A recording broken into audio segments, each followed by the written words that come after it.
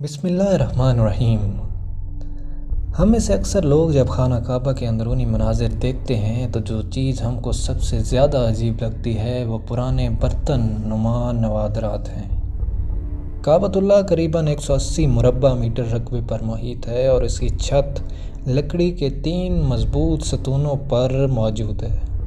ستونوں کی لکڑی دنیا کی مضبوط ترین لکڑیوں میں سے ایک ہے اور صحابی رسول حضرت عبداللہ بن زبیر رضی اللہ تعالیٰ عنہ نے لکڑی کے یہ تینوں ستون بنوائے تھے۔ گویا اس وقت ان کو 1350 سال گزر چکے ہیں۔ ان کی رنگت گہری بھوری ہے۔ لکڑی کے ہر ستون کا عمود یعنی کہ محیط قریباً 150 سینٹی میٹر ہے اور قطر یعنی کہ موٹائی 44 سینٹی میٹر ہے۔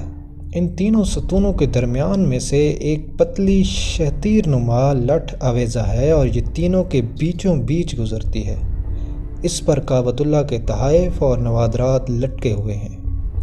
یہ برتن نما نوادرات مختلف اسلامی ادوار کے دوران اسلامی ممالک کے سربراہان کی طرف سے کعبہ شریف میں پیش کیے جانے والے نوادرات ہیں۔ ہو سکتا ہے کہ ان میں کچھ نوادرات دور نبوی اور خلفائے راشدین کے دور میں سے بھی ہوں۔ اس کے علاوہ خلافت عثمانیہ کے دوران پیش کیے جانے والے نوادرات بھی موجود ہیں۔ یہ نوادرات دراصل ممکنہ طور پر 3 اقسام کے ہیں۔ نمبر 1، لیمپ و فانوس۔ جس زمانے میں بجلی نہیں تھی اور اس زمانے کے لیمپ یا فانوس جو کعبہ کے اندر روشنی کے لیے لٹکائے جاتے تھے۔ اس میں سونے اور چاندی کے بنے ہوئے قدیم طرز کے فانوس نما لالٹینیں اور لیمپس ہیں۔ نمبر 2، بخوردان۔ ان میں عود و لبنان و بخارات سلگانے والے برتن یا بخوردان بھی شامل ہیں جن میں یہ خوشبودار بخارات سلگائے جاتے تھے۔ یہ ایک قدیم روایت ہے۔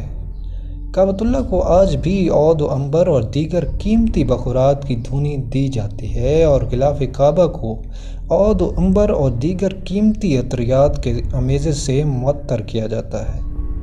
ممکنہ طور پر ان میں غسل کعبہ کے دوران استعمال ہونے والے عرق و گلاب اور عطریات کے برتن بھی شامل ہوں۔